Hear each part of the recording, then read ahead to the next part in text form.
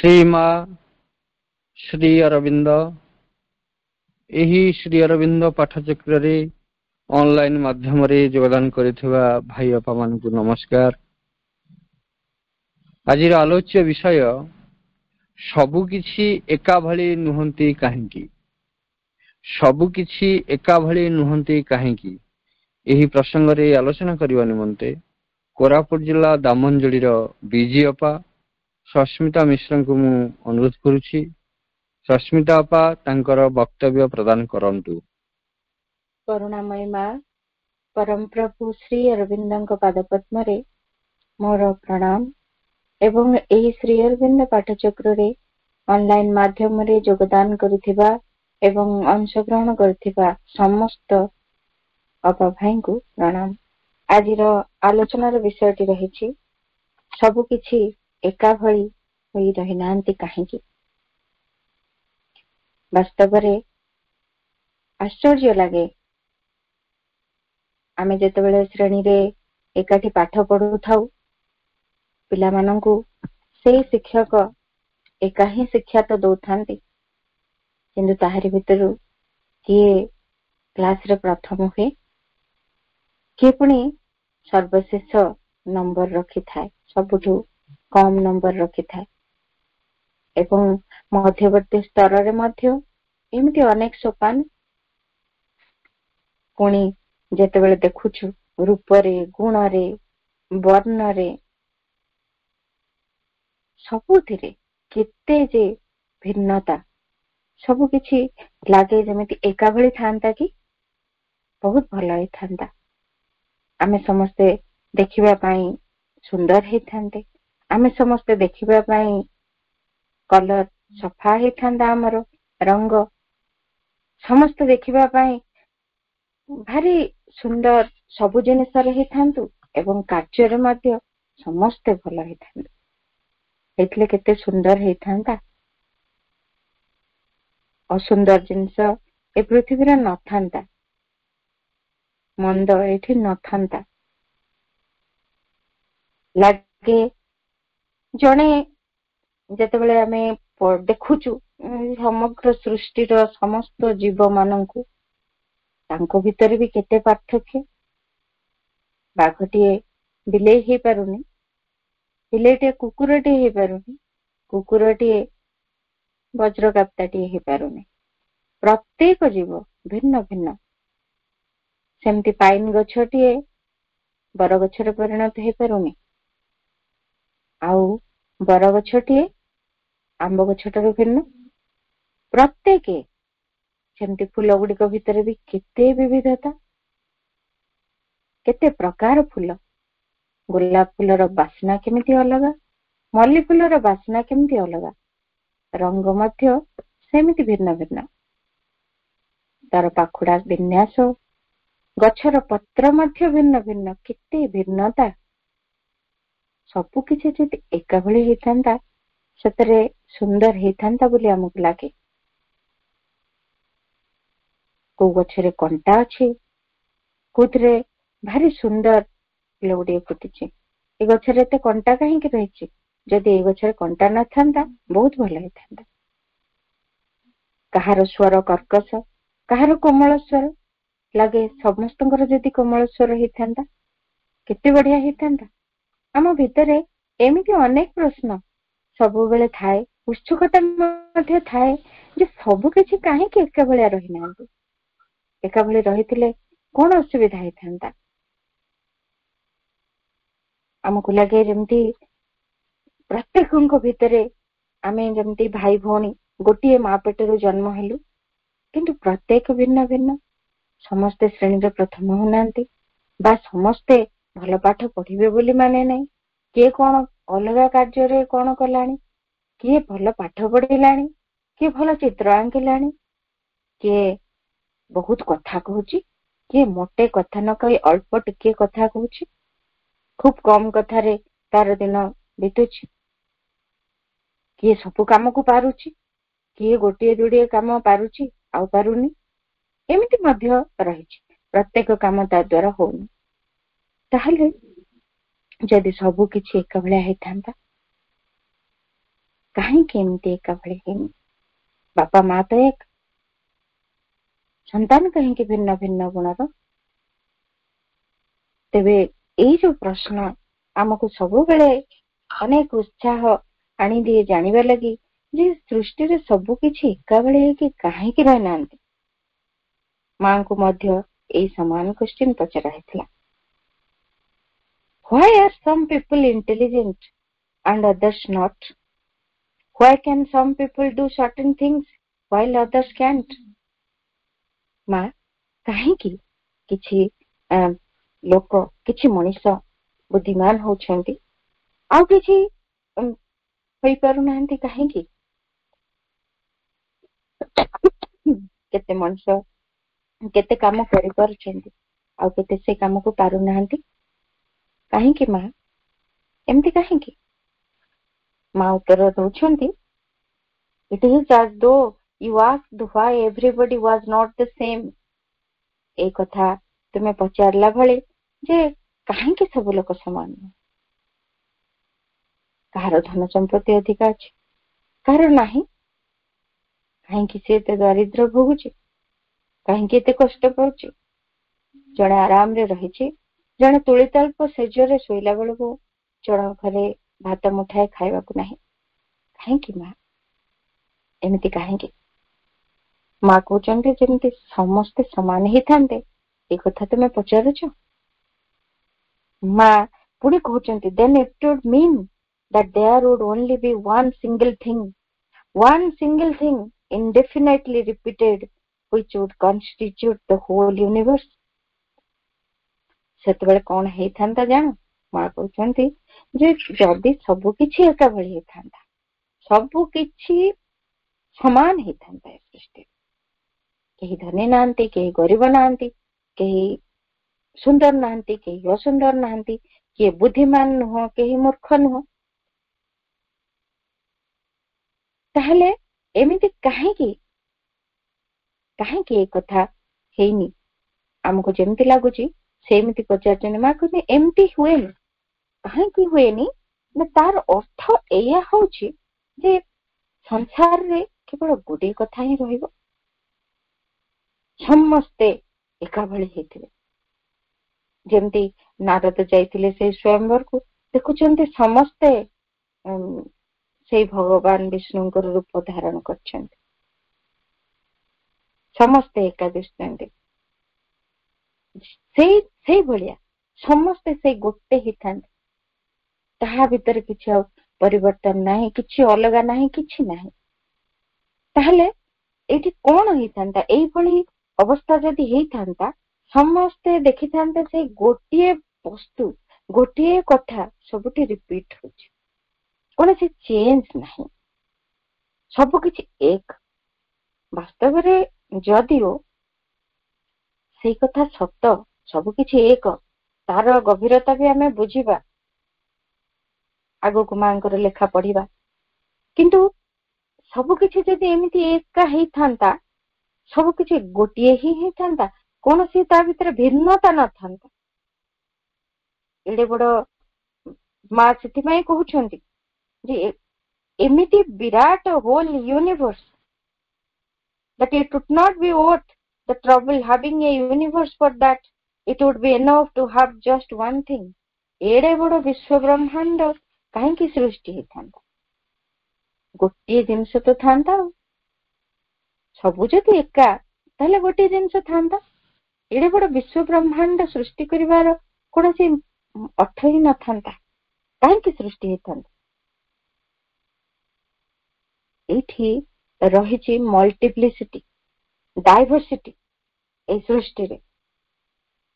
ଆମେ ଯଦି ମା କହୁଛନ୍ତି ଯେ ଗୋଟେ ମୋମେଣ୍ଟରେ, but the moment one admits the principle of multiplicity and that no two things are alike in the universe, ସେତେବେଳେ ଆମେ ଏଇ ଜିନିଷ ଗୁଡ଼ିକୁ ଯଦି ବୁଝିଯିବୁ ଯେ ବାସ୍ତବରେ ଏଇଠି କେତେ ବିବିଧତା ରହିଛି, ଏଇ ଯୋଉ ଅନେକ ପ୍ରକାରର କଥା ସବୁ ରହିଛି, ମଣିଷ ହେଲେ ମଧ୍ୟ ଆମେ କହୁଛୁ ମାନବ ଜାତି, ପ୍ରତିଟି ମାନବ କଣ ଏକାପରି ଦେଖିବାକୁ? ବହୁତ ଭିନ୍ନତା ତାଙ୍କ ଭିତରେ ଅଛି। गोटे परिवार भितर आम जमी जानिले बापा मांकर जतोटी संतान समस्त देखा भिन्न कहीं एकापरी नुहति कौन ना कौन प्रकार से भिन्न भिन्न होती कथाटा को जन को ग्रहण करने को हम ए सृष्टि रे एमती विविधता रही सिद्धांत टी स्वीकार करने को पड़ो आमको कारण पृथ्वी रे कौन से दुईटी जिनिस एका भली होकी नाहंती पुणी आम भीतर प्रश्न आसब एमती कहीं कौन से दीटा जिनस कहीं एका भली ना कौन यार कारण या पछर कौन से दीटी जिनिस एका भली कहीं ना गछटी से समान गछ भी देखा जदि आम ओक गछ देखुचे दुईटी गछ कौन समान देखा अभिवृद्धि शैली भिन्न प्रति पत्र गछर भिन्न भिन्न विविधता कहीं रही विषय माँ कहते behind that there is something else which one is not conscious of but which is very simple and very childish जने जतबेले प्रश्न टी पचारुचे जे सब कहीं एते भिन्न भिन्न होईछि ता पश्चात रे जने सचेतन हेनी जे गोटे पिलालिया भली पचारुची कहीं एते विविधता जदि आमे गोटे कथा भाबिबा ई सृष्टि रे जदि एमिति भिन्न भिन्न कथा गुडी को न थांता भगवान ताहले सृष्टि टी को रचिले कहीं से निजे तो थिले से निजे अनेक रूप हेले आमे कथा को जानूचु किंतु से अनेक रूप हेले कहीं से एकाते रही थांते सृष्टि रे वास्तव रे से चाहूथिले अनेकता विविधता से एका ही रहिबा पाई तांकरी गोटिए जे मैनिफेस्टेशन तांकरी जे एक ही अभिव्यक्ति ताहा नुहे ए सृष्टि भितरे तांकर असरंती अभिव्यक्ति अनेक असीम अभिव्यक्ति अनेक प्रकार से रही आमे देखिबा जदि आमे देखुचु गाईटी से भी तांकर ही एक अभिव्यक्ति आमे देखुचु एटी पद्म फूलटी तांकर ही अभिव्यक्ति आमे देखुचु गोटे छेळीटी तांकर अभिव्यक्ति मनीषटी तांकर अभिव्यक्ति शिवलीटी भी तांकर अभिव्यक्ति तांकरी ही सब भिन्न भिन्न रूप से जे एमिति अनेक प्रकार अभिव्यक्त हो पारंती सेही कथाटी को हमको बुझिबा को अनेक रूप रे से अभिव्यक्त होछन्ती ए सृष्टि भितरे से परिव्याप्त हेछन्ती समग्र रूप धारण करिकरी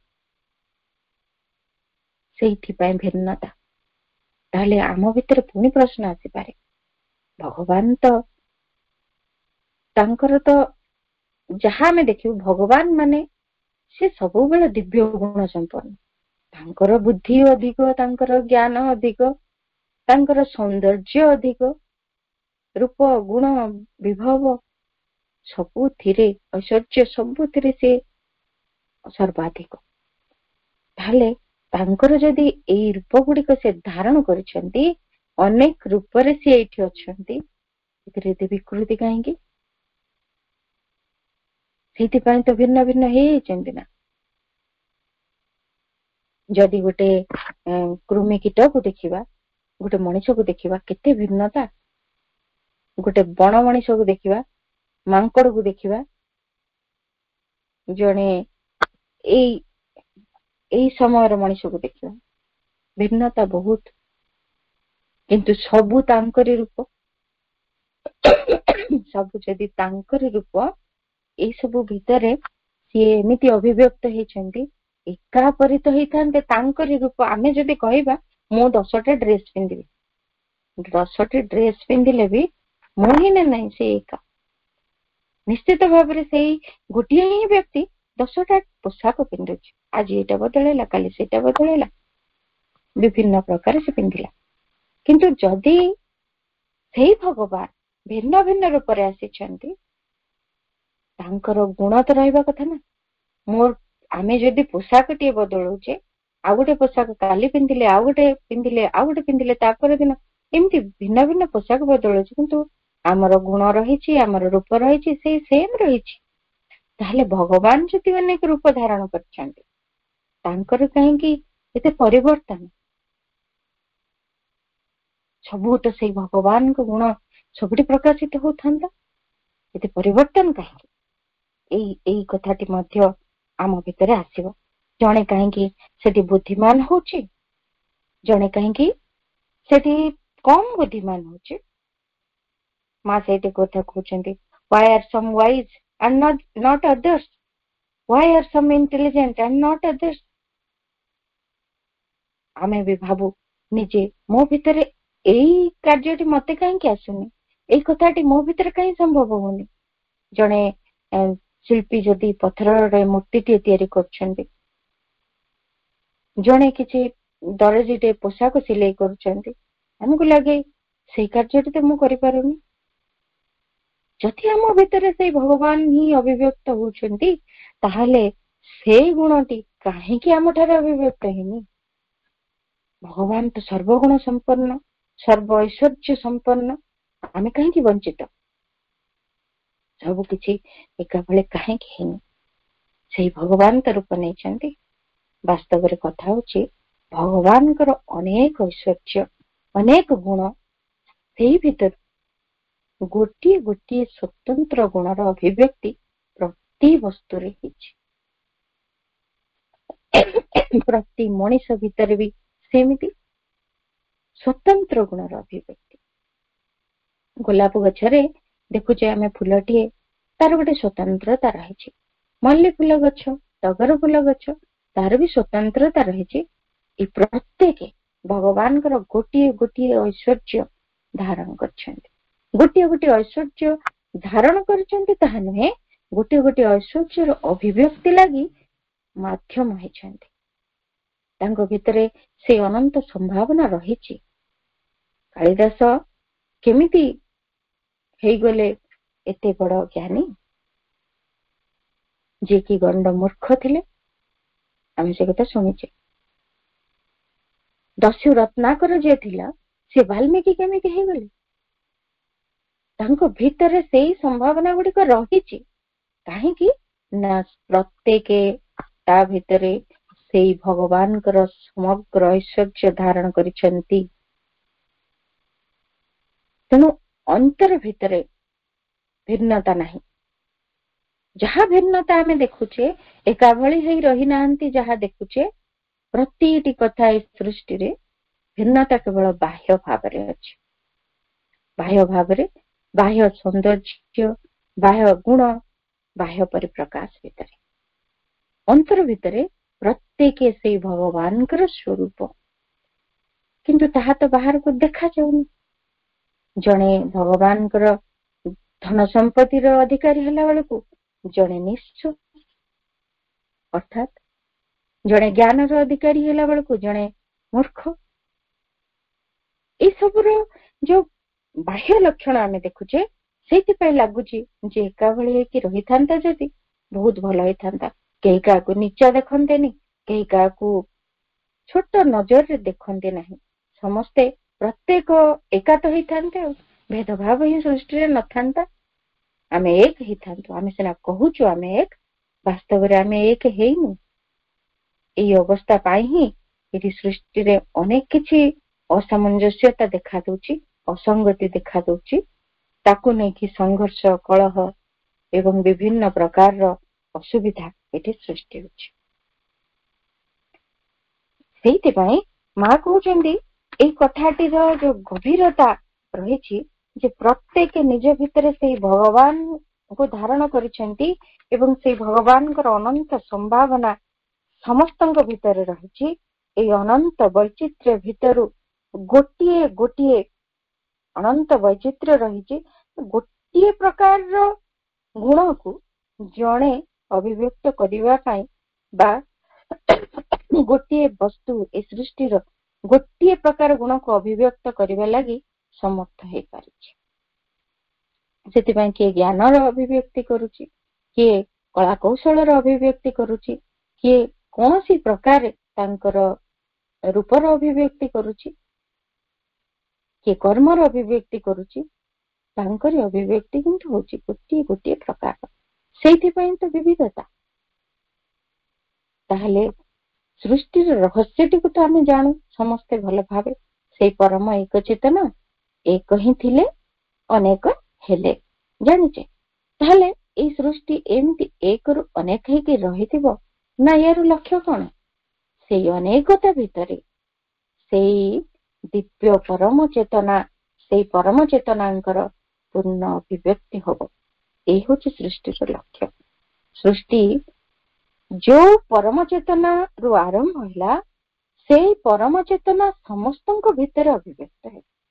ଯେତେ ସୃଷ୍ଟ ଜୀବ, ଯେତେ ସବୁ କିଛି ବସ୍ତୁ, ଯେତେ ଜଡ ପଦାର୍ଥ, ସବୁ ଭିତରେ ସେଇ ପରମ ଚେତନାଙ୍କର ପରିପ୍ରକାଶ ହବ, ଅଭିବ୍ୟକ୍ତି ହବ।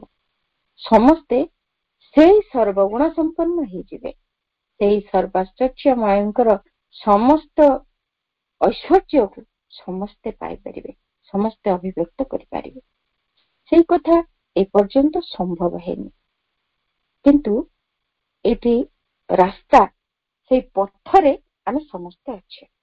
ଯେମିତି ଆମେ ବୁଝୁଥିଲେ, କୌଣସି ପଦାର୍ଥ, କୌଣସି ଗୋଟେ ଜିନିଷ ତାର ମେକିଂ ପ୍ରୋସେସରେ ଯଦି ଅଛି, ସିଏ ଅଧା ପନ୍ତରିଆ ଲାଗୁଥାଏ ଆମକୁ। ଯୋଉ କଥାଟି ଆମେ ଦେଖୁ ଯେ ଏଇଠି ଗୋଟେ ଠିକ ଲାଗୁନି, ଅଧା ପନ୍ତରିଆ ଭାବରେ ରହିଛି ବୋଲି ଆମକୁ ସେ ଠିକ ଲାଗୁନି, ପରିପୂର୍ଣ୍ଣତା ତା ଭିତରେ ଆମେ ପାଉନୁ। ସେମିତି ଏଇ ସୃଷ୍ଟିର ଯେତେ ଜୀବ, ଯେତେ ବସ୍ତୁ, ଯାହା ଯେତେ ଜଡ ପଦାର୍ଥ ପର୍ଯ୍ୟନ୍ତ ସମସ୍ତେ, ପ୍ରତ୍ୟେକଙ୍କ ଭିତରେ ତାଙ୍କରି ହିଁ ଅଭିବ୍ୟକ୍ତିର ପ୍ରୟାସ ଚାଲିଛି ବିବର୍ତ୍ତନ ଧାରାରେ। ତେଣୁ ସେଇ ପ୍ରୟାସ ଭିତରେ ସେ ନିଜକୁ ଧୀରେ ଧୀରେ ଧୀରେ ଧୀରେ ଧୀରେ ଧୀରେ ପରିପ୍ରକାଶ କରୁଛି। ଏବଂ ଗୋଟିଏ ଗୋଟିଏ ଗୁଣ ପ୍ରାୟତଃ এই ସୃଷ୍ଟ ଜୀବ ମାନେ ଅଭିବ୍ୟକ୍ତ କରିବା ଲାଗି ଏ ଯାବତ ସମର୍ଥ ହେଇଛନ୍ତି। ଆହୁରି ରାସ୍ତା ଅଛି, ଲକ୍ଷ୍ୟରେ ପହଞ୍ଚାଇ ଯାଇନି। ତେଣୁ ଲକ୍ଷ୍ୟକୁ ଯିବା ପର୍ଯ୍ୟନ୍ତ ଏମିତି ପ୍ରକାରେ ତାଙ୍କର ଗୋଟିଏ ପରେ ଗୋଟିଏ, ଗୋଟିଏ ପରେ ଗୋଟିଏ ଐଶ୍ୱର୍ଯ୍ୟର ଅଭିବ୍ୟକ୍ତି ଜୀବମାନଙ୍କ ଭିତରେ ହବ। ସେ ପର୍ଯ୍ୟନ୍ତ ଏ ପ୍ରକାର ବୈଷମ୍ୟ ରହିବାଟା ତ ସ୍ୱାଭାବିକ କଥା। ସମାନତା ଆସିପାରିବନି। ଅନ୍ତରରେ ଯଦିଓ ସମସ୍ତେ ସମାନ, ଅନ୍ତରରେ ସେଇ ଅନନ୍ତ ସାରବସ୍ତୁ ସମସ୍ତଙ୍କ ଭିତରେ ରହିଛନ୍ତି, ସେଇ ଅନନ୍ତ ସତ୍ତା ସମସ୍ତଙ୍କ ଭିତରେ ରହିଛନ୍ତି। କିନ୍ତୁ କଥାବାର୍ତ୍ତାରେ ଭିନ୍ନତା, ଚାଲିଚଳନରେ ଭିନ୍ନତା, ଆଚରଣରେ ଭିନ୍ନତା, ସବୁକିଛି ଭିନ୍ନତା। କାହିଁକି ନା ସେଇ ଅନନ୍ତ ସଦ୍ବସ୍ତୁ ଯିଏ ଅନ୍ତରରେ ରହିଛନ୍ତି, ତାଙ୍କର ପୂର୍ଣ୍ଣ ପରିପ୍ରକାଶ ବା ଅଭିବ୍ୟକ୍ତି ଆମଠାରେ ହେଇପାରି ନାହିଁ।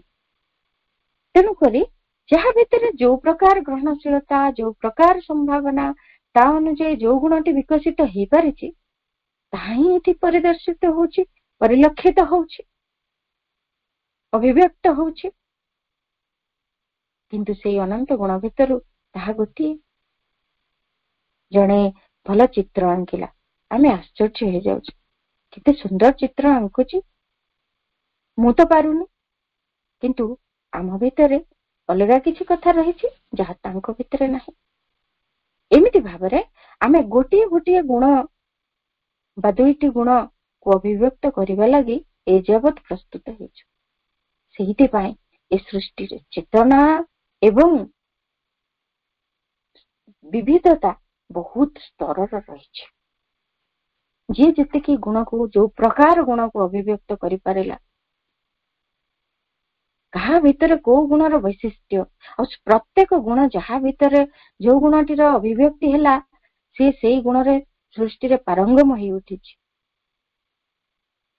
କିଏ ଭଲ ଲେଖିଲାଣି, କିଏ ଭଲ କହିଲାଣି, କିଏ ଭଲ ପଢି ପାରିଲାଣି, କିଏ ଭଲ ବୈଜ୍ଞାନିକ ଆବିଷ୍କାର ଗୁଡିକ କଲାଣି, କୌଣସି ପ୍ରକାର କିଏ ଭଲ ଚାଷ କରୁଛି, କିଏ କୌଣସି ପ୍ରକାରେ ଭଲ ରୋଷେଇ କରୁଛି, କିଏ ଭଲ ଶିକ୍ଷା ଦାନ କରୁଛି, କିଏ ଭଲ ଭାବରେ ଗୀତ ଗାଉଛି, କିଏ ନୃତ୍ୟ କରୁଛି, କିଏ ଅନେକ ପ୍ରକାର ଶୈଳୀରେ ଶିଳ୍ପୀର କ୍ରିୟାକଳାପ ଗୁଡିକ ପ୍ରଦର୍ଶନ କରିପାରୁଛି, କିଏ କେତେ ପ୍ରକାର ବିଚିତ୍ର କଥା ମଧ୍ୟ କରି ଏ ସୃଷ୍ଟିରେ ସମ୍ଭବ କରୁଛନ୍ତି। ଆଶ୍ଚର୍ଯ୍ୟ ଲାଗେ। ଏ ଭିନ୍ନତା ସେଇଥିପାଇଁ ରହିଛି। ପ୍ରତ୍ୟେକଟି ଆତ୍ମା ସେ ବିଭିନ୍ନ ରୂପ ଧାରଣ କରୁଛନ୍ତି ସୃଷ୍ଟିରେ। ସେହି ଅନନ୍ତ ସମ୍ଭାବନା ଭିତରୁ ଗୋଟିଏ ପରେ ଗୋଟିଏ ଉନ୍ମୋଚିତ କରିବା ଲାଗି ବାରମ୍ବାର ବାରମ୍ବାର ଜନ୍ମ ଗ୍ରହଣ କରୁଛନ୍ତି। ଅନେକ ଅଭିଜ୍ଞତା ଲାଭ କରୁଛନ୍ତି ସ୍ତର ପରେ ସ୍ତର ଦେଇ ଜୀବନରେ। ମଣିଷଟି ସେଇଥିପାଇଁ ଅନେକ ଘଟଣା ବହୁଳ ଜୀବନଟିଏ ବଞ୍ଚୁ ବଞ୍ଚୁ ଅନେକ ଅଭିଜ୍ଞତା ନେଇ ସେ ଶିକ୍ଷା ଲାଭ କରେ ଏବଂ ତାର ଆତ୍ମା ମଧ୍ୟରେ ଆତ୍ମାର ଚତୁଃପାର୍ଶ୍ୱରେ ଚୈତ୍ୟ ସତ୍ତା ଅଭିବୃଦ୍ଧି ଲାଭ କରନ୍ତି ଏବଂ ଏଇଭଳି ଭାବରେ ତାଙ୍କର ବିକାଶ ହୁଏ। ଗୋଟିଏ ପରେ ଗୋଟିଏ ଗୁଣ ଖୋଲିଯାଏ। ସେହିପରି ଚାଲିଛି। ଆଉ ଏଇ ସୃଷ୍ଟିରେ ଆଉ ଗୋଟିଏ କାରଣ ବି ରହିଛି। ଏଇ ଯୋଉ ବିବିଧତା ସେ ଆମକୁ ସୂଚେଇ ଦଉଛି କଣ? ମା ତାହା ବି କହୁଛନ୍ତି, ଜଣେ ନିଜର ୟୁ ମଷ୍ଟ ଲିଭ୍ ଇଟ୍। ସେ କହୁଛନ୍ତି, ଗୋଟେ କ୍ୱେଶ୍ଚନ ପଚାରିଲେ, how should one express the particularity of one's being. ଜଣେ ଏଇଠି ନିଜସ୍ୱ ଗୋଟେ ସ୍ୱତନ୍ତ୍ରତା, ନିଜସ୍ୱ ଗୋଟେ କଣ ନିଜର ଗୋଟେ ସ୍ୱତନ୍ତ୍ର ଗୁଣ, ସ୍ୱତନ୍ତ୍ର ବୈଶିଷ୍ଟ୍ୟ, ତାକୁ ସେ ବ୍ୟକ୍ତ କରିବ କେମିତି? ସୃଷ୍ଟିରେ ଭଗବାନଙ୍କର ଗୋଟିଏ ଗୁଣକୁ ଜଣେ ଏଠି ବର୍ତ୍ତମାନ ଅଭିବ୍ୟକ୍ତ କରୁଛି। ପ୍ରତ୍ୟେକଟି ମଣିଷ, ଆମେ ପ୍ରତ୍ୟେକ ମଣିଷ ଭଗବାନଙ୍କର ଗୋଟିଏ ବା ଦୁଇଟି ଗୁଣକୁ ଅଭିବ୍ୟକ୍ତ କରିବା ଲାଗି ଏ ଜଗତ ସମର୍ଥ ହେଇପାରୁଛୁ। ତାହେଲେ ସେଇ ଯୋଉ ଗୁଣଟିକୁ ଅଭିବ୍ୟକ୍ତ କରୁଛୁ, ତାହା ନେଇ ଆମର ସ୍ୱତନ୍ତ୍ର ବୈଶିଷ୍ଟ୍ୟ, ତାହା ହିଁ ଆମର ସ୍ୱଧର୍ମ ବୋଲି ଆମେ କହୁଛୁ। ସ୍ୱଧର୍ମ ଆମର ନିଜସ୍ୱ ଧର୍ମ। ଆମ ଭିତରେ ସ୍ୱ ନିଜେ ଆମେ ହଉଛେ କିଏ? ଆମେ ସେ ଆତ୍ମା। ସେ ଆତ୍ମାଙ୍କର ଗୋଟେ ସ୍ୱତନ୍ତ୍ର ଗୁଣ ଆମ ଭିତରେ ବିକଶିତ ହେଇପାରୁଛି। ତାହା ନେଇକିରି ଆମର ପରିଚୟ ଏ ସୃଷ୍ଟିରେ ରହିଛି। ନହେଲେ ଆମେ ସବୁ ଯଦି ଏକ ହେଇଥାନ୍ତୁ, ଆମର ଏଠି କୌଣସି ପରିଚୟ ହିଁ ନଥାନ୍ତା। ଆମର ଗୋଟେ ସ୍ୱତନ୍ତ୍ର ଭିନ୍ନ ଅସ୍ତିତ୍ୱ ନଥାନ୍ତା, ଯାହାକି ଏଇ ସୃଷ୍ଟିରେ ରହିଛି ଏବଂ ଆମେ ସେଇ ସ୍ୱତନ୍ତ୍ରତା ନେଇକିରି ଆଗକୁ ଆଗକୁ ବିବର୍ତ୍ତନ ଧାରାରେ ସେଇ ଗୋଟିଏ ପରେ ଗୋଟିଏ ଗୁଣର ଅଭିବ୍ୟକ୍ତି ନିମନ୍ତେ ଆଗକୁ ଚାଲିଛୁ। ଏବଂ ସେଇ ଯୋଉ ଆଗକୁ ଯାଉଛୁ, ସେଇ ଆଗକୁ ଯିବା ବାଟରେ ମଧ୍ୟ ସେଇ ଆଉ ଗୋଟିଏ ଗୁଣର ଅଭିବ୍ୟକ୍ତିର ଯୋଉ ଆନନ୍ଦ, ଭଗବାନ ହୋଇ ଉଠିବାର ଧୀରେ ଧୀରେ ଭଗବାନ ହୋଇ ଉଠିବାର ଯୋଉ ଆନନ୍ଦ, କାରଣ ତାଙ୍କର ଯେତେ ଯେତେ ଗୁଣ ଆମ ଭିତରେ ଅଭିବ୍ୟକ୍ତ ହବ ବିବର୍ତ୍ତନ ଧାରାରେ ଆଗକୁ ଯାଉ ଯାଉ ସେତିକି ଆମେ ଭଗବାନ ହୋଇ ଉଠୁଥିବା ଏବଂ ଏହି ସୃଷ୍ଟିରେ ଭଗବାନ ହୋଇ ଉଠିବାର ଯୋଉ ଆନନ୍ଦ, ତାହା ଆମେ ଲାଭ କରିବୁ। ତାହା ହିଁ ଭଗବାନ ଆମ ପାଇଁ ଖଞ୍ଜିଛନ୍ତି, କାରଣ ସେ ଆନନ୍ଦ ଭିତରେ ସିଏ ନିରନ୍ତର ଅଛନ୍ତି। ସେ ଚାହାନ୍ତି ତାଙ୍କର ସୃଷ୍ଟ ଜୀବ ସେଇ ଆନନ୍ଦର ଉପଲବ୍ଧି କରୁ। ଭଗବାନ ହେଲେ ଯେ କି ଆନନ୍ଦ ଉପଲବ୍ଧି କରାଯାଏ, ଭଗବାନଙ୍କର ଯୋଉ ସ୍ୱତନ୍ତ୍ର ଦିବ୍ୟ ଆନନ୍ଦର ଉପଲବ୍ଧି ରହିଛି, ତାହାର ସ୍ୱାଦ କଣ? ଏ ସୃଷ୍ଟ ଜୀବ ତାହାକୁ ସିଏ ଆସ୍ୱାଦନ କରି ସୃଷ୍ଟିର ଆଗକୁ ଯାଉଛି ଏବଂ ସେଇ ବିବିଧତାକୁ ଧାରଣ କରିକି ହିଁ ତ ସେ ଯାଇପାରୁଛି। ଗୋଟେ ସ୍ୱତନ୍ତ୍ରତାକୁ ଧରିକି ହିଁ ତ ସେ ଆଗକୁ ଯାଇପାରୁଛି। ନହେଲେ ଯଦି ଆରମ୍ଭରୁ ମୂଳରୁ ସବୁକିଛି ସେଇ ସମାନ ହିଁ ଥାନ୍ତା, ତାହେଲେ ଆଉ ପରିବର୍ତ୍ତନ, ଆଗକୁ ଯିବା ବା ପ୍ରଗତି ହବା, ଅଗ୍ରଗତି କରିବା ଏସବୁର କିଛି ଆବଶ୍ୟକତା ନଥାନ୍ତା। ସୃଷ୍ଟି ସ୍ଥାଣୁ ହେଇଥାନ୍ତା, ସୃଷ୍ଟିର କୌଣସି ଆନନ୍ଦ ନଥାନ୍ତା, ସୃଷ୍ଟିର କୌଣସି ପ୍ରକାର ଯେମିତି ସ୍ୱତନ୍ତ୍ରତା, ଏଠି ଏତେ ସ୍ୱତନ୍ତ୍ରତା, ଏତେ ବିବିଧତା ଭିତରେ ଏତେ ସ୍ୱତନ୍ତ୍ରତା ଯେ ତାହା ଆମେ ଜାଣିପାରିନଥାନ୍ତୁ। ଭଗବାନଙ୍କର ଯୋଉ ଅନନ୍ତ ଗୁଣ ଆମେ କେମିତି ଜାଣନ୍ତୁ? କୋଉ ମାଧ୍ୟମରେ ଚିହ୍ନନ୍ତୁ? କାହାକୁ ନେଇକି ବୁଝନ୍ତୁ? ଜଣେ ଅନ୍ଧ ଗୀତ ଗାଇ ବୁଲୁଛି, ତାହା ଦେଖି ମନ ଭିତରେ କି ଭାବଟି ଆସୁଛି? ଏତେ ଅନ୍ଧଟିଏ ହେଇ ମଧ୍ୟ ଏତେ ସୁନ୍ଦର କଣ୍ଠସ୍ୱର। ଭଗବାନଙ୍କର ଲୀଳା ବିଚିତ୍ର। ଏଇ କଥା ବାହାର ଭାବରେ ବୁଝୁଛୁ। ଯଦି ଟିକେ ସଚେତନ ହୁଅନ୍ତୁ, ବୁଝିଯାଆନ୍ତୁ ଭଗବାନଙ୍କର ସେଇ ସୁନ୍ଦର କଣ୍ଠସ୍ୱରଟି ଏଇ ବ୍ୟକ୍ତି ଭିତରେ ଅଭିବ୍ୟକ୍ତ ହେଇଛି ଏବଂ ତାହା ନେଇ ସେ ଚେତନାରେ ଅଗ୍ରଗତି କରୁଛି। ସେଇ ସୁନ୍ଦର ସ୍ୱରଟି ତାକୁ ଆଗକୁ ବଢିବାରେ ସାହାଯ୍ୟ କରୁଛି। ସେ ସୁନ୍ଦର ସ୍ୱରଟି ନେଇକି ତାର ଅନ୍ତରାତ୍ମାରେ ସେଇ ଭଗବତ ଦିବ୍ୟ ଗୁଣଟିର ଯୋଉ ଅଭିବ୍ୟକ୍ତି ହେଇଛି ସିଏ ତାକୁ ଚେତନାରେ ଆହୁରି ପବିତ୍ର ଶୁଦ୍ଧ କରିବା ଲାଗି ସହାୟକ ହଉଛି, ଯାହା ଫଳରେ ସୃଷ୍ଟିର ଅଗ୍ରଗତି ବି ହଉଛି ଏବଂ ଭଗବାନଙ୍କର ଗୁଣଟିର ବିକାଶ ମଧ୍ୟ ହଉଛି। ଆମେ ଦେଖୁଛୁ ଗୋଟିଏ କୁକୁର ବିଶ୍ୱସ୍ତ ହେଇକି ଦୁଆରେ ଜଗିକି ବସିଛି। କୋଉଦିନ କଣ ଗଣ୍ଡିଏ ତାକୁ ଖାଇବାକୁ ଦିଆଯାଇଥିଲା, ମାସ ମାସ ଧରିକି ସେ ଦୁଆରେ ଆସିକି ପହଞ୍ଚି ଯାଉଛି।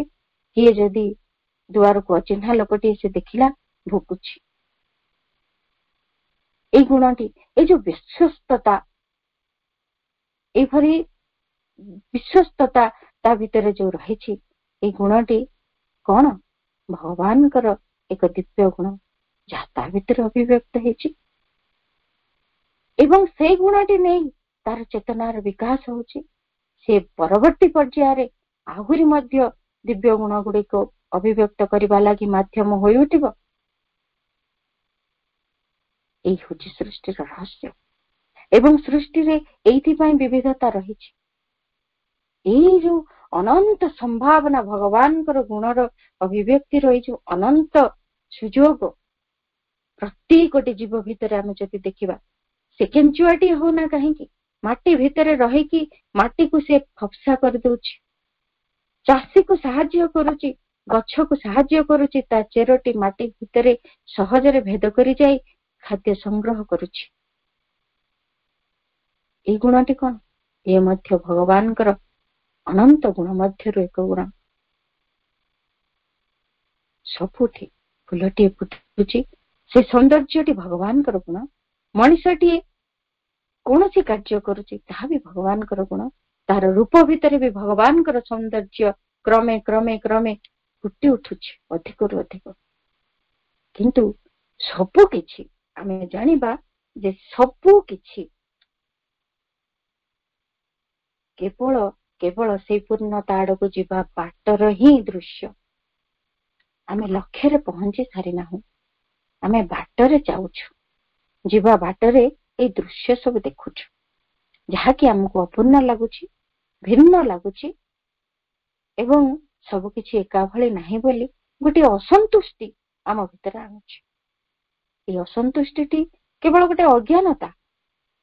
ଯଦି ଏଇ କଥାଟିକୁ ଟିକେ ସଚେତନ ହେଇକିରି ଆମେ ବୁଝିବାକୁ ପ୍ରୟାସ କରନ୍ତୁ, ତାହେଲେ ଏଇ ଅଜ୍ଞାନତା ବି ହଟିଯାଆନ୍ତା। ସବୁକିଛି ଯେ ଭିନ୍ନ ବାହ୍ୟ ଭାବରେ ଦେଖାଯାଉଛନ୍ତି, ଅନ୍ତରରେ ସବୁ ଏଇ କଥାକୁ ବି ବୁଝି ହୁଅନ୍ତା। ସେଇ ପରିପୂର୍ଣ୍ଣ ବସ୍ତୁଟି ଆମ ଭିତରେ ଅଛନ୍ତି, ଯିଏକି ସବୁ ଜୀବଙ୍କ ଭିତରେ ଗୋଟିଏ ଗୋଟିଏ ଭାବରେ ଖୋଲୁଛନ୍ତି।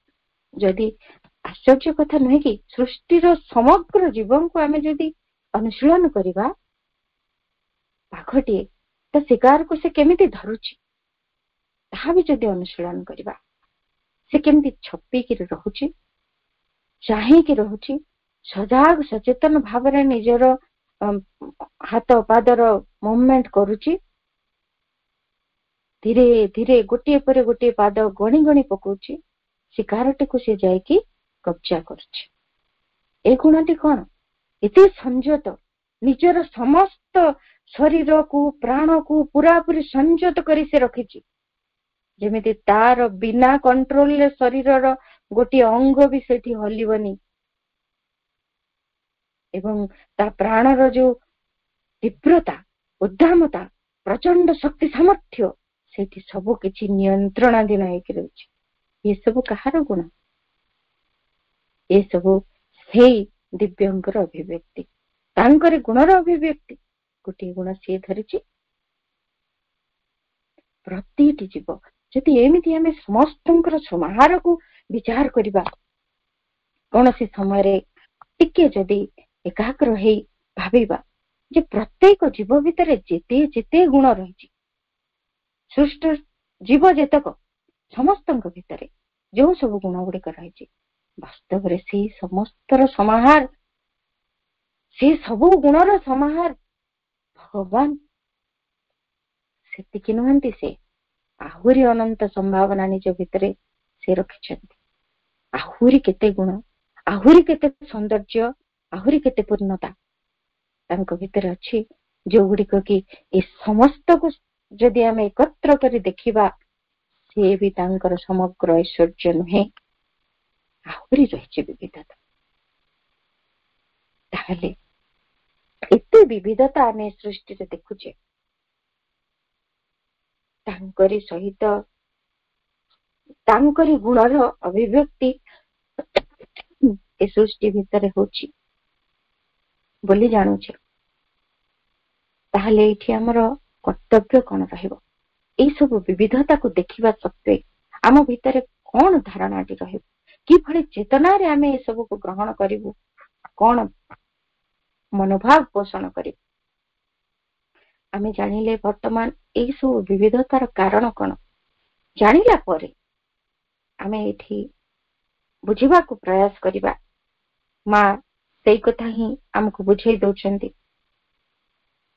ସବୁ କିଛି, the very characteristic of the universe is an infinite multiplicity of laws which altogether in their totality reproduce the one। ଆମେ ଯୋଉ କଥା ଏବେ ବୁଝିବାକୁ ଚେଷ୍ଟା କଲେ,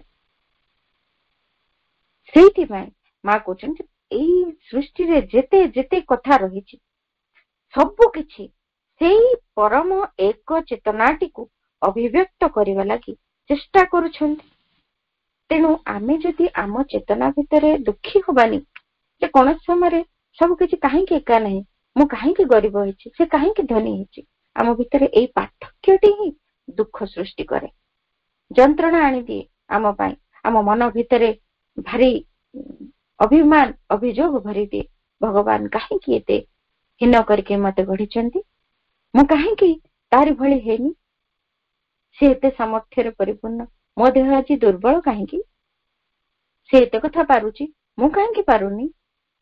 ଆମ ଭିତରେ ଏଇ ଭାବଟି ହିଁ ଆମକୁ କଷ୍ଟ ଦଉଛି, ତାହା ହିଁ ଆମ ଭିତରେ ପ୍ରଶ୍ନ ଆଣୁଛି, ଏତେ ବିବିଧତା କାହିଁକି, କାହିଁକି ଭଗବାନ ତୁମେ ଏତେ ତାରତମ୍ୟ ସୃଷ୍ଟି କରିଛ, ଭଗବାନ କାହିଁକି ତୁମେ ଏତେ ସବୁ ମଧ୍ୟରେ ଏତେ ପାର୍ଥକ୍ୟ ରଖିଛ, ଯାହାକି ଏଇ ସୃଷ୍ଟ ଜୀବ ପାଇଁ ଯନ୍ତ୍ରଣାର କାରଣ ହେଇକି ରହିଛି। ତାହା ନୁହେଁ, ଆମେ ଜାଣିବା ସେଇ କଥାଟିକୁ ଯେ ପ୍ରତ୍ୟେକ ମନୋଭାବ ଏଇଆ ରଖିବେ, ମା କହୁଛନ୍ତି ସେଇ ଅଦ୍ୱିତୀୟ ଚେତନାକୁ ଆମ ଭିତରେ ଧାରଣ କରିପାରିବାର, ବୁଝିବାର ପ୍ରୟାସ କରିବା। ଯେତେ ଯେତେ ଭିନ୍ନତା ରହିଛି, that it can be one of the innumerable elements which in their totality reproduce the one and yet at the same time have a personal relation with the one, that is to say contain in itself the consciousness of the one and the relation with the one, one the capital ଲେଖୁଛନ୍ତି ଓ ସବୁଠି, and at the same time be an element of the whole। ଏଇ ମନୋଭାବଟି ଆମ ଭିତରେ ସବୁବେଳେ ଦୃଢ କରିକି ରଖିବାକୁ ହବ, ପ୍ରୟାସ କରିବା ଆମେ ଯେ ଏଇ ସୃଷ୍ଟିରେ ଏତେ ଯଦି ବିବିଧତା ରହିଛି ତା ଏମିତି ହେଇଛି କାହିଁକି ନା ପ୍ରତ୍ୟେକଟି ନିଜ ଭିତରେ ସେଇ ପରମ ଅଦ୍ୱିତୀୟଙ୍କର, ସେଇ ୱାନଙ୍କର ଚେତନାକୁ, ତାଙ୍କର ସହିତ ରହିଥିବା ସମ୍ବନ୍ଧଟିକୁ ଧାରଣ କରି ରହିପାରିବେ। କାରଣ ତାଙ୍କର ଗୋଟିଏ ଗୁଣର ଅଭିବ୍ୟକ୍ତି ତାରି ଭିତରେ ଦେଇକି ହଉଛି, ତେଣୁ ତାଙ୍କ ସହିତ ସମ୍ବନ୍ଧଟିକୁ ସେ ଧାରଣ କରିକି ରହିପାରୁଛି, କାରଣ ସେଇ ଗୁଣ ମାଧ୍ୟମରେ ତାଙ୍କ ସହିତ ତାର ସମ୍ପର୍କ। କିଏ ଭଲ ବଂଶୀ ବଜେଇ ପାରୁଛି, ସେ ଗୁଣ ମାଧ୍ୟମରେ ତାଙ୍କ ସହିତ ସମ୍ପର୍କ ତାର। କିଏ ଭଲ ନାଚି ପାରୁଛି, ସେଇ ଗୁଣ ମାଧ୍ୟମରେ ତାଙ୍କ ସହିତ ସେ ସମ୍ପର୍କିତ ହେଇଛି। ତେଣୁ ସେଇ ପରମ ଅଦ୍ୱିତୀୟଙ୍କ ବିଷୟରେ ସଚେତନ ହୋଇ ରହିବା ଏବଂ ତାଙ୍କ ସହିତ ନିଜକୁ ଅଭିନ୍ନ ଭାବରେ ସଂଯୁକ୍ତ କରି ରଖିବା, ଏକାତ୍ମକ କରି ରଖିବା, ଏଇ ଚେଷ୍ଟାଟି ଆମେ କରିବା। ଏଇ ଚେଷ୍ଟାଟି ଦ୍ୱାରା କଣ ହବ, ଯଦି ଆମେ ଯୋଉ ଧାରଣା ଗୁଡିକରୁ ଆମେ କଷ୍ଟ ପାଉଛୁ ଯେ ମୋ ଭିତରେ କାହିଁକି ବୁଦ୍ଧି ଅଧିକା ନାହିଁ, ଆର ଲୋକଟି ତ ବହୁତ ବୁଦ୍ଧିଆ, ମୋ ଭିତରେ କାହିଁକି ବୁଦ୍ଧି ନାହିଁ, ବା ସିଏ ଏଇ କାମ କରିପାରୁଛି, ମୁଁ କାହିଁକି ପାରୁନି। ମା କହୁଛନ୍ତି ଏଗୁଡା ଅସମ୍ଭବ ନୁହେଁ, କାରଣ ଆମେ ସମସ୍ତେ ଆମ ଭିତରେ ସେଇ ପରମ ସମ୍ଭାବନା ଗୁଡିକୁ ପୁରା ଧାରଣ କରିଛୁ, ତେଣୁ ଅସମ୍ଭବ ନୁହେଁ। ଯଦି ସଚେତନ ରହିବୁ ଏଇ ଗୁଣଟି ଭିତର ଦେଇକି, ଧରାଯାଉ ଜଣେ ବ୍ୟକ୍ତି ଭଲ ଗୀତ ଗାଉଛି, ଆଉ ଜଣେ ବ୍ୟକ୍ତି ଭଲ ନୃତ୍ୟ କରୁଛି, ସିଏ କାହିଁକି ଭାବୁଛି ଯେ ମୁଁ ନାଚିଲେ କଣ ହବ, ମୁଁ ତ ଭଲ ଗୀତ ଗାଇ ପାରୁନି, ସେଇଟା ହିଁ ମୋର ଦୁଃଖ। ଏଇ ଦୁଃଖଟି ନେଇକି ସେ କଷ୍ଟ ପାଇବା ଉଚିତ ନୁହେଁ। ସେ ସୁଖୀ ହବ, ବରଂ ସଚେତନ ହବ ଯେ ମୋର ଏ ନୃତ୍ୟ ମାଧ୍ୟମରେ ମୁଁ ଭଗବାନଙ୍କର ଗୋଟେ ଦିବ୍ୟ ଗୁଣକୁ ଅଭିବ୍ୟକ୍ତ କରିଛି ମୋ ଜୀବନରେ। ସେ ସୁଯୋଗ ମତେ ସେ ଦେଇଛନ୍ତି ଏବଂ ଏଇ ଯୋଉ ସୁଯୋଗଟି ତାହା ମତେ ତାଙ୍କ ସହିତ ଯୋଡି ରଖିଛି, କାରଣ ଏଇଟା ତାଙ୍କରି ଗୁଣ ନା, ଏଇଟା ମୋର ନାଚିବାର ଗୁଣ ନୁହେଁ। ମୋ ଭିତରେ ତାଙ୍କରି ଗୁଣଟି ସିଏ ପ୍ରକାଶ କରିଛନ୍ତି, ତାହେଲେ ମୁଁ ତାଙ୍କ ସହିତ ଯୋଡି ହେଇକି ରହିଛି। ଆଉ ଯଦି ଯୋଡି ହେଇକି ରହିଛି, ଏଇ ସମ୍ପର୍କଟି ଆହୁରି ବଢେଇବି, ଆହୁରି ଅଧିକ ସଚେତନ ହେବି, ଅଧିକ ସଂଯୁକ୍ତ ହେଇ ରହିବାର ଚେଷ୍ଟା କରିବି ଏଇ ଗୁଣଟି ମାଧ୍ୟମରେ।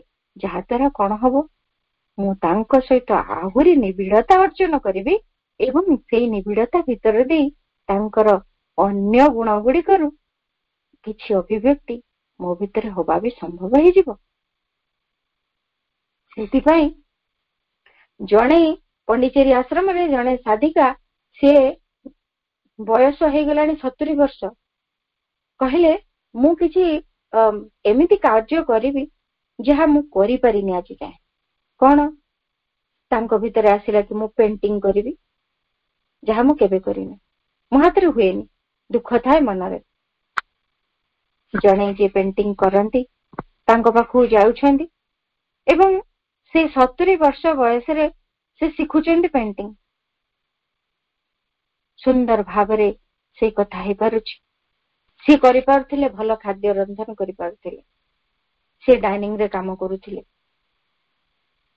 ସେ ଖାଦ୍ୟ ରନ୍ଧନ ଶୈଳୀ ଭିତରେ ଭଗବାନଙ୍କର ଗୁଣଟିକୁ ଅନୁଭବ କରି ସିଏ ନିଜକୁ ଭଗବାନଙ୍କ ସହିତ ଯୁକ୍ତ କରି, ମା ମତେ ତ ଏଇ ଗୁଣଟି ଦେଇଛ, ଆର ଗୁଣଟି ମଧ୍ୟ ମତେ ଦିଅ, ମତେ ତୁମ ସହିତ ଯୁକ୍ତ କରି ରଖ, ତୁମର ଆର ଗୁଣଟିର ଅଭିବ୍ୟକ୍ତି ବି ମୋ ଭିତରେ ସମ୍ଭବ କର, ମତେ ସେତିକି ଗ୍ରହଣଶୀଳ କରାଅ, ସେତିକି ପ୍ରସ୍ତୁତ କରାଅ ମା, ଏଇ ଜନ୍ମରେ ଆଉ ଗୋଟିଏ ଗୁଣର ଅଭିବ୍ୟକ୍ତି ବି ସମ୍ଭବ ହଉ।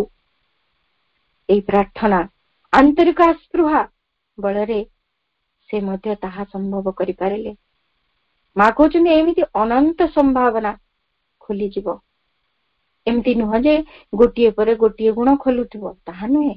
ଏକା ସାଙ୍ଗରେ ଆମର ଉନ୍ମିଳନ, ଆମର ଆସ୍ପୃହାର ନିଷ୍ଠାପରତା କୁ ନେଇ ଆମର ଗ୍ରହଣଶୀଳତାର ସ୍ଥିତିକୁ ଦେଖି ଆମ ଭିତରେ ସେ ଢାଳି ଦିଅନ୍ତି ତାଙ୍କର ଅନନ୍ତ ଦିବ୍ୟ ଗୁଣ ଭିତରୁ ଅନେକ, ଏବଂ ଆମେ ଏକାଧାରରେ ଅନେକ ଗୁଣର ଅଭିବ୍ୟକ୍ତିର ମାଧ୍ୟମ ବି ହୋଇଯାଇପାରୁ। ଦୁଃଖୀ ହବାନି, ସେ ତାର ବୁଦ୍ଧି ଅଛି, ମୋର ନାହିଁ। ସେ ଭଲ ପାଠ ପଢୁଛି, ମୁଁ ପଢି ପାରୁନି। ସେ ଏଇ କାର୍ଯ୍ୟଟି ଭଲ ଭାବେ କରିପାରୁଛି, ମୁଁ ପାରୁନି। ବା ଦେଖିବାକୁ ସେ ସୁନ୍ଦର, ମୁଁ ନୁହେଁ, ତାହା ନୁହେଁ। ଜଣେ ସାଧକ ଥିଲେ, ସେ ପଣ୍ଡିଚେରୀ ଆଶ୍ରମରେ ଯଦିଓ ନଥିଲେ, ବାହାରେ, ସେ ଦେଖିବା ପାଇଁ ଅସୁନ୍ଦର ଥିଲେ। ତାଙ୍କ ମନରେ ଖାଲି ସବୁବେଳେ ଦୁଃଖ ଥାଏ ଯେ ମୁଁ ଦେଖିବାକୁ ଅସୁନ୍ଦର, ମୁଁ ଦେଖିବାକୁ ଅସୁନ୍ଦର। ତାଙ୍କ ମୁହଁଟି ମଧ୍ୟ ସୁନ୍ଦର ଲାଗୁନଥିଲା। ତେଣୁ ଅନ୍ୟମାନଙ୍କୁ ବି ଯେତେବେଳେ କୁହନ୍ତି ମୁଁ ଦେଖିବାକୁ ଭଲ ନୁହେଁ ନା, କେହି କିଛି କୁହନ୍ତିନି, ହସି ଦିଅନ୍ତି, କିଏ ଟିକେ ତାଙ୍କୁ ସାନ୍ତ୍ୱନା ଦିଅନ୍ତି, ଏଇଭଳିଆ କରନ୍ତି। ତାଙ୍କ ମନରେ କଷ୍ଟ ହଉଥାଏ।